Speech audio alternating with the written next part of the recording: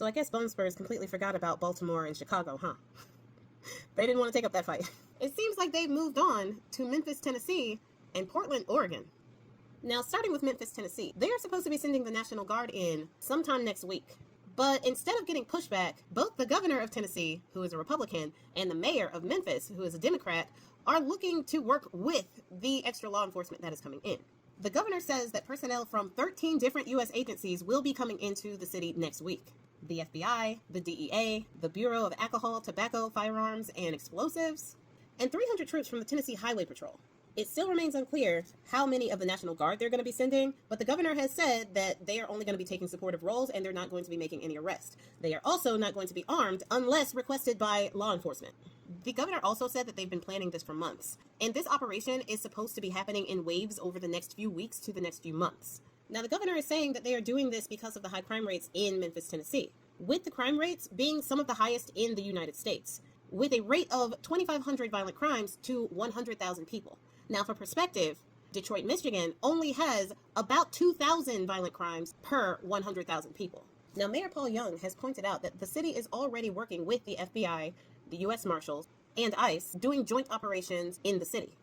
And crime has come down since it peaked in 2023. He said that, of course, his goal is to get more resources to the city. But I personally don't think that bringing in more law enforcement when they are already in a trajectory going down in crime is going to bring down crime. What they need is resources, not more law enforcement. Studies show that when cities have more resources, more access to well-paying jobs, more access to healthcare, food, and housing, crime tends to go down. So cracking down on crime by adding more escalation in law enforcement isn't necessarily the way to actually bring down the crime.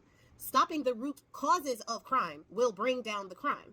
This was done in Baltimore and in cities around the country who had a high crime rate and brought that crime down by introducing more resources, especially resources for people and families that need it, as well as education, good sources to food and water, and all of that, which we know that Memphis is lacking in those areas. They don't need more law enforcement. But if crime is really the reason why they are bringing in the National Guard and all of these sources to the area, then what in the world did Portland, Oregon do?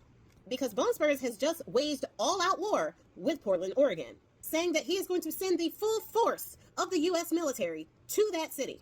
Governor Tina Kotek said that they were provided absolutely no reason why they were being targeted by the National Guard, or yet the full force of the military. She said that there is no national security threat in Portland, Oregon, and the community is safe and calm. Unlike the governor of Tennessee and the mayor of Memphis, the governor of Oregon and mayor of Portland do not want the National Guard in their areas. Now, some officials in Oregon are telling the people not to take the bait. Just go about their lives and basically ignore them because a conflict is what they are looking for. Which, true, but we have already seen in places like Chicago that when you make a strong united front and you go to that step 3 of the bully handbook, Bone Spurs steps back. At this point, he has not been sending the National Guard to places that push back against him. Not since he lost that case in California. He has been threatening to send the National Guard, but he hasn't actually done it. And the reason why he's doing it in Memphis, Tennessee is because they are allowing it to happen.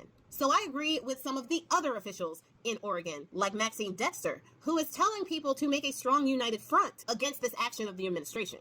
Of course, protesting peacefully, but protesting nonetheless.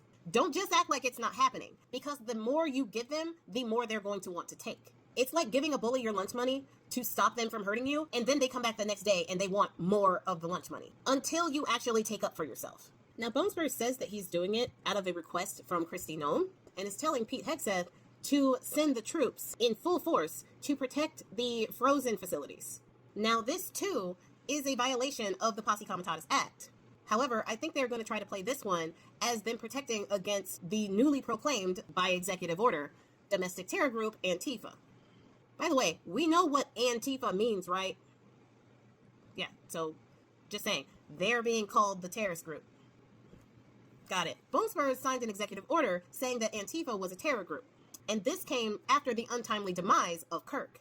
Even though Antifa didn't have anything to do with that, they're using it as an excuse to go after that group.